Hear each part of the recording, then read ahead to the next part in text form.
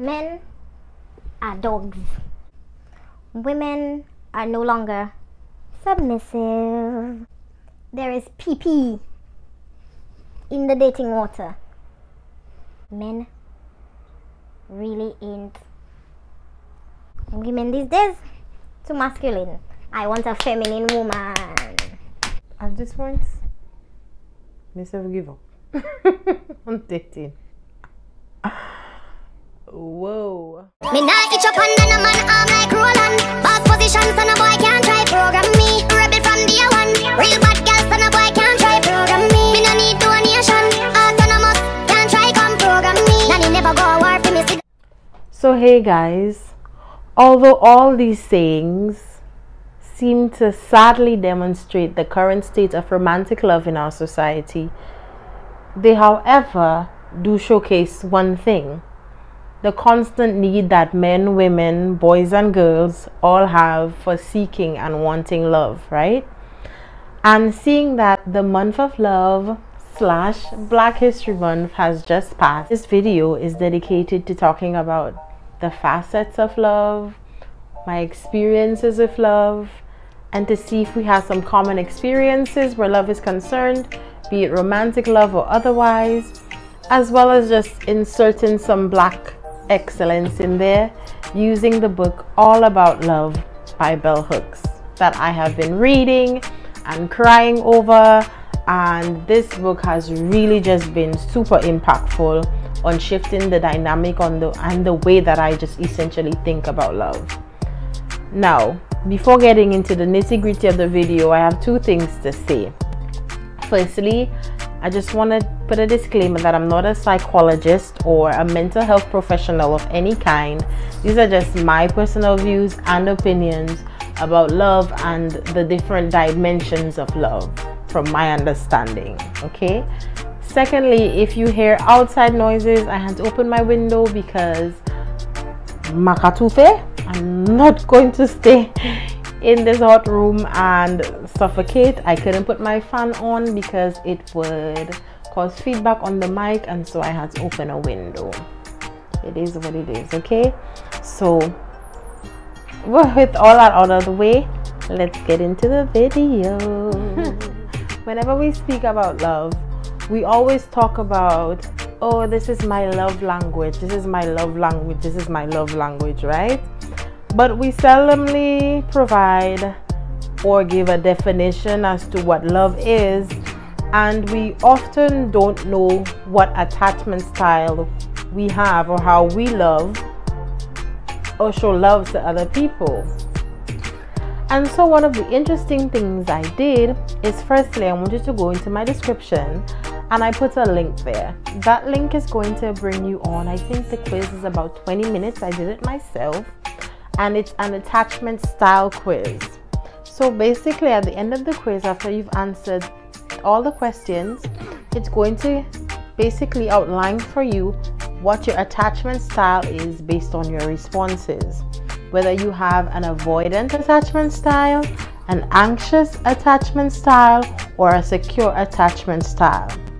Because oftentimes we know how we want to be loved, whether it be through words of affirmation, acts of service, through gifts, through quality time, physical touch, etc.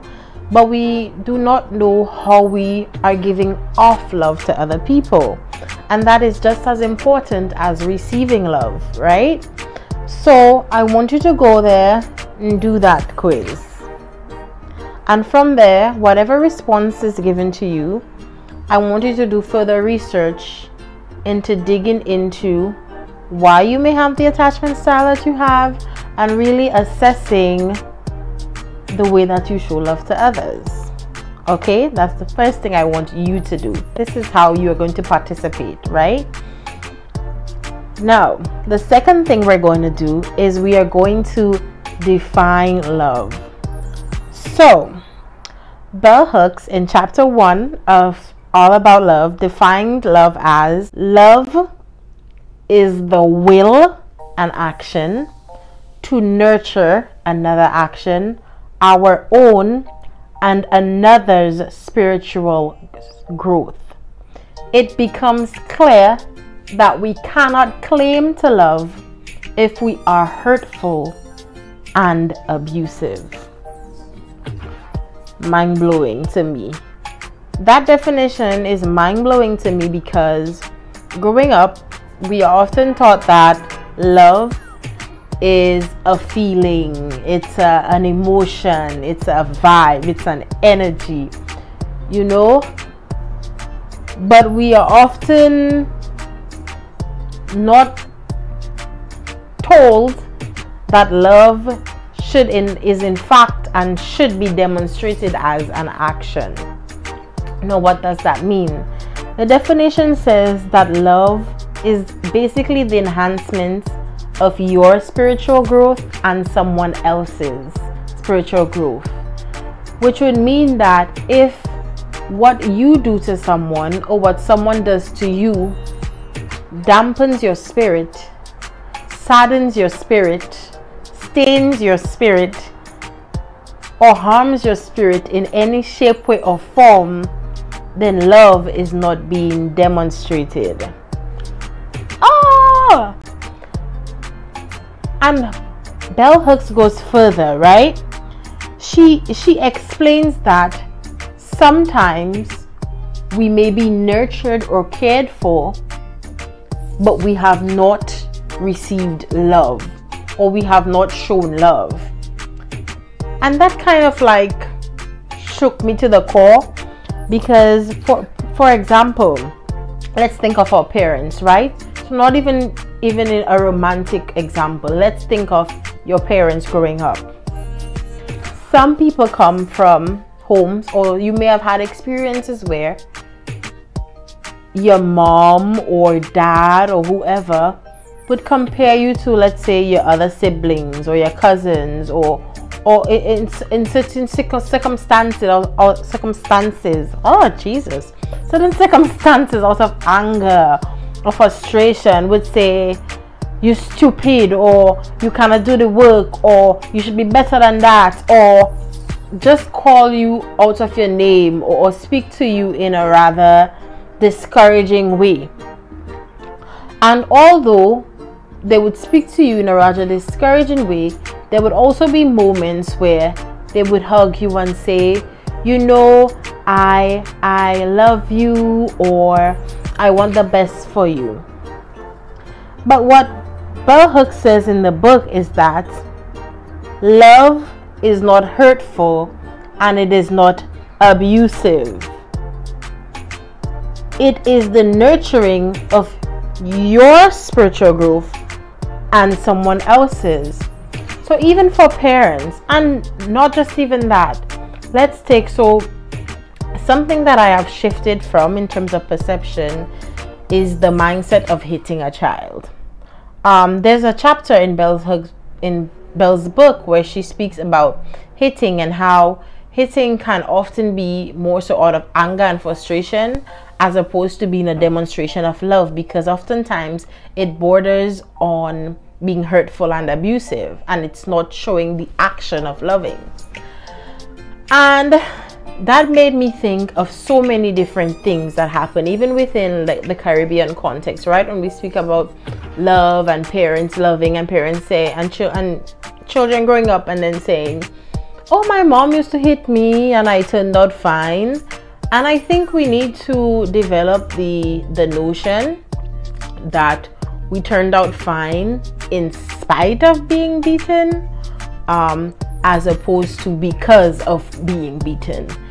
Because to me, there are different forms, or there are different ways that a rod, quote unquote, as people like to say, spare the rod, spoil the child kind of thing.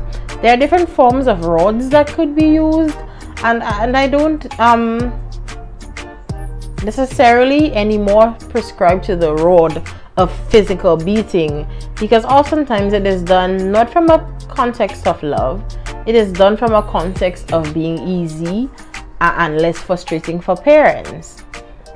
And you may disagree. Please let me know in the comments, right? You may agree. Please let me know what your thoughts are.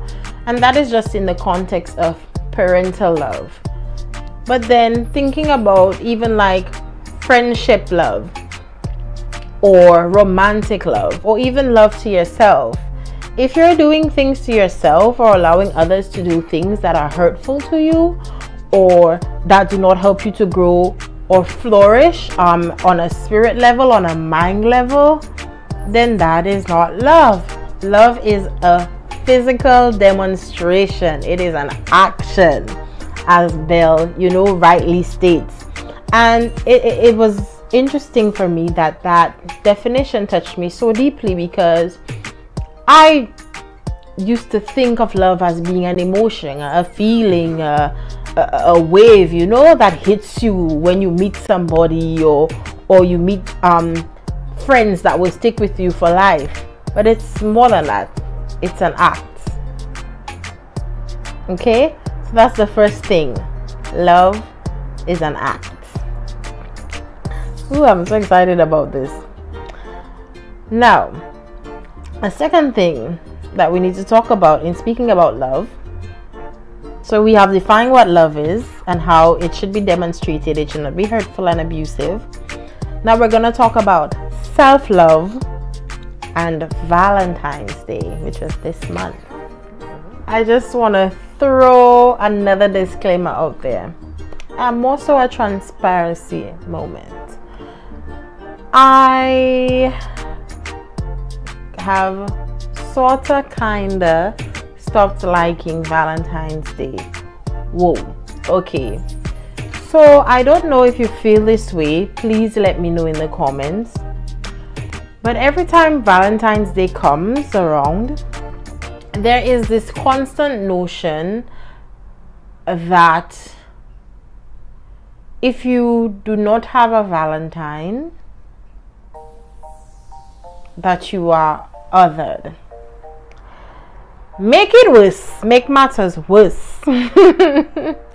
There has been this notion for some reason, particularly on Valentine's Day, that the existence of self-love is unable to coexist with the desire for love from others. And that is maybe the main reason why I don't like Valentine's Day, because every single Valentine's Day, social media influencers, people in general would tell you, oh, you may not have a romantic partner, but you have yourself. Love yourself. I was loving myself. Sometimes I'm tired of loving myself and I want to be loved by somebody else. The two can coexist. Please, I want you to know, if that is something that you experience and you feel bad because people tell you, or you always feel like you want love from others because you don't love yourself, that is not true. Self-love and the desire to be around other people, particularly on a day like Valentine's Day or on holidays or whatnot, whether those other people be a romantic partner, family, friends, etc., the two things can exist within the same space. And Bell Hooks even talks about that. That is why this book just 10 out of 10 for me. She says, right, Bell Hooks says in chapter 4, she says, self-love cannot flourish in isolation. Boom. I'm gonna say that again. Self-love cannot flourish in isolation. So in as much as it is beautiful to love yourself, it is beautiful to affirm yourself, take yourself out on dates, show yourself the love that you would like from other people, you can also desire to receive love from somebody that is not yourself. Something that I've been learning through my own journey, through my journey of healing and therapy, and something that my therapist has helped me to understand, is that self-love is beautiful. You should love yourself. You should appreciate yourself. But certain forms of trauma are only healed through relational dynamics. What does that mean? For example, right, if you were hurt in a previous romantic relationship, like really hurt, and a lot of us have been there, done that, right? Really hurt in a romantic relationship, really hurt in friendships, you have friendships trauma. It might be difficult to then go into a romantic relationship or to make real, genuine friends after that experience. But how are you going to truly get over that experience after having worked on yourself and loving yourself more and learning your own boundaries and learning your non-negotiables? After having done all of that shadow work and that mind work and that self-work, after you've done all that, some of the trauma is still only going to be healed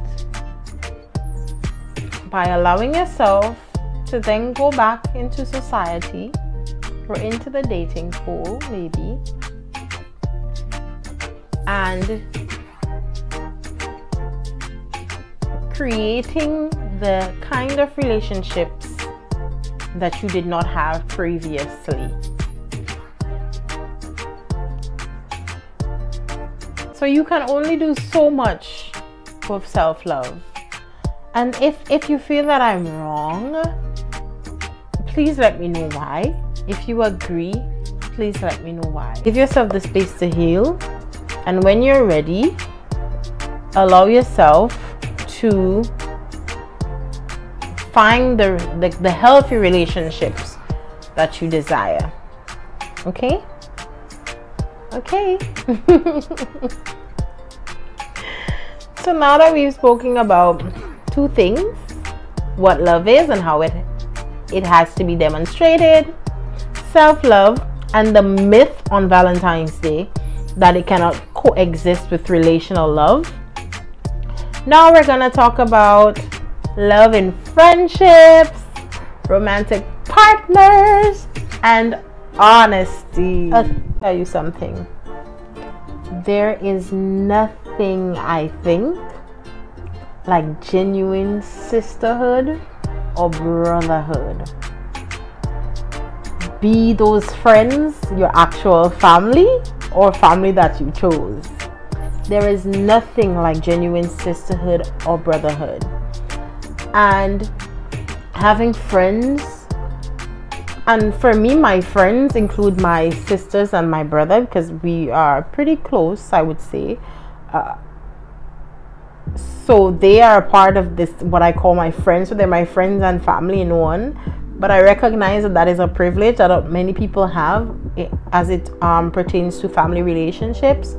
And so if you do not come from a family that is very loving, nurturing, that kind of thing, I would strongly advise you to get girls or women or boys or men who are striving towards greater and to help you find the greater in yourself. And in speaking about that, loving friendships, it's also good for us to recognize that, and as I said in my previous chit chat, it's good to recognize when you are also within a friendship that no longer serves you. That person could have been your friend for umpteen years, 20 years, 30 years, 40 years, 100 years. At some point in growing, there may be dynamics or friendships that you may need to let go of. And as long as you do the release of that friendship in a loving manner, then that's okay. That is for romantic relationships too. Sometimes they don't work out and we're there forcing it, we're forcing it, when we need to lovingly let it go so that we can grow even more, right? But there is nothing, I mean, like when you're really in the trenches and you have a good friend, let me tell you, you're ride or die, your sister, and your brethren. You can just call and say, hey, I need that $20. Hey, I'm in the hospital. And you know they would drop every single thing to be at your side. Oh my God. Those are the friendships you need. And that is also the kind of romantic partner you need. You need people who, as back to the definition of love, whose love grows your spirit and theirs. You guys can give and take from each other. Give and take, give and take. And that also brings up another interesting point where love and friendships and romantic relationships are concerned. This notion of unconditional love. What Jackie said, she never say it coming. Wasn't looking for no goal. Just somebody to love. Unconditional love. Unconditional what? I do not believe in the notion of unconditional love. To me, in my humble opinion, the only person who loves you unconditionally is your mama. And even then, there are conditions. I think conditions are healthy for love, because that's just my opinion, because conditions to me are boundaries and non-negotiables. Boundaries, for example, that state, for example, if you know that something triggers you in a relationship, be it friendship or romantic, and you express to your partner or your friends that this, whatever this action is, triggers you, and they continue to do that, that is a condition. They are out. They are out. Another condition would be having ambition, like you want friends or a romantic partner that is ambitious and actually out there working not just on themselves, but helping others to grow as well. That is a condition. And that might be a non-negotiable for you, and if they are not achieving that, then they are out. For me, conditions are important. Conditions are important. You can't just be friends with any and everybody. That's also not healthy for you mentally, right? There should be certain boundaries and non-negotiables set in place. That's just my opinion, right? So if you think unconditional love is real, please let me know in the comments what you think. And if you agree with me that there needs to be certain conditions outlined and set in place, also let me know what your thoughts are on that in the comments. Okay? And the other thing that I want to touch on in terms of friendships love and romantic love is honesty within those relationships. Ooh. So one dynamic, particularly in relationship love or romantic love, I shouldn't say relationship love, but I should more say romantic love, is the dynamic of honesty that Belle touches on. And one thing, this lady, this woman, she reads both men and women for filth, I would say, because she says that, for example, she says women are often comfortable lying to men in order to manipulate them to give us things we feel we want or deserve. We may lie to bolster a male's self-esteem. These lies may take the form of pretending to feel emotions we do not feel, to pretending levels of emotional vulnerability and neediness that are false. Belle, why you have to expose us? So essentially she says that women often manipulate men by pretending to be emotionally vulnerable to these men and needy, which is oftentimes untrue. And she doesn't just read women to filth. She calls out men too. She says, to understand why male lying is more accepted in our lives, we have to understand the way in which power and privilege are accorded men simply because they are males within a patriarchal society. The very concept of being a man and a real man has always implied that when necessary, men can take actions that break the rules and that are above the law. Patriarchy tells us daily that men can do whatever they want. The ability to be dishonest and indifferent to consequences makes men hard and separates men from boys. So essentially what she's saying is men lie because they feel that it is their right to do so, and women lie because we are expected to be vulnerable and needy to a man, and so we use that to our benefit in a lot of cases to get whatever it is that we desire from men. And that is powerful to me, because what these two statements show is that both men and women do as a society have a tendency to be manipulative. And something I want us all to assess is ourselves, right? It's easy to assess other people and to decide whether other people are showing us love, but I really want the focus of today to really be an assessment of self and then an assessment of others in terms of how we love. Are you honest in your relationships? I'm asking myself too. Am I honest? Am I manipulative in the way that I speak to my male and female counterparts? Are they honest with me? And if there isn't honesty, what can be done about it?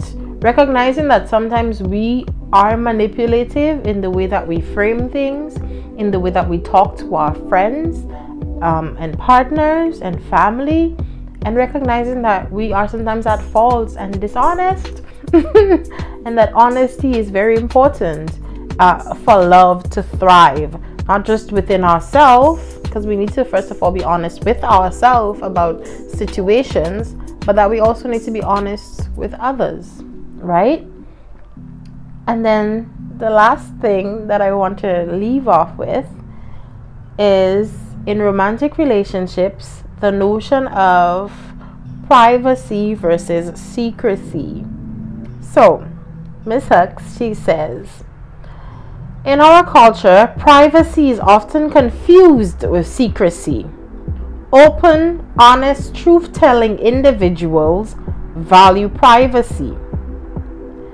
Whilst privacy strengthens all of our bonds, secrecy weakens and damages connections. So I wanted to end with this statement because we have this dynamic in society called, and I might get fired for this, where we agree oftentimes as men or women to become someone's secret, and this is with regard to romantic relationships. And although we may desire more, we go along with the notion that, oh, everyone doesn't need to know our business. No, everyone doesn't need to know your business, but there's a difference between being someone's secret and the important people who needs to knows that you guys are together whilst your relationship is kept, whilst the main details of a relationship are kept private. So I just wanted to think on that. Let's all sip that tea. I have water, so I'm gonna sip that water for myself, because when I share these things, I am listening to myself speak, and I'm like, I have allowed myself, to be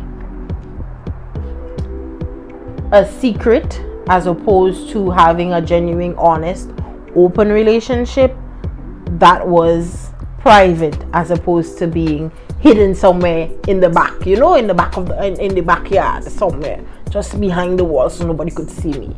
So just keep that in mind. Don't be anyone's secret, but you can be private. All right. Cool. So guys, thank you so much for watching today's video. I hope that in some shape or form it helps you as much as this book has helped me, and as I continue to learn, I will continue to share. Thank you. This was part 1. There will be a part 2, which will be more on the fun side, looking at some of the worst date experiences that people have had. So please go on over to that video after you watch this one, or maybe you've watched it before you watch this one. Either way, thank you and have a wonderful weekend.